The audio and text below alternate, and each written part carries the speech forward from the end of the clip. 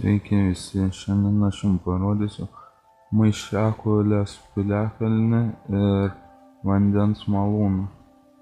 Šie objektai yra vienas šalia kito, tik vienas labiau apleistas, kitas mažiau. Ir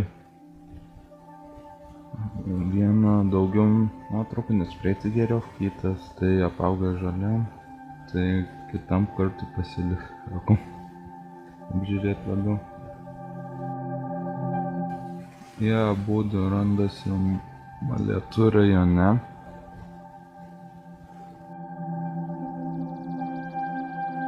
Piliakalnis yra datuojamas 1 tūkstantmečiui ir 2 tūkstantmečio pradžioje. Piliakalnio aukštis yra 24 metrai.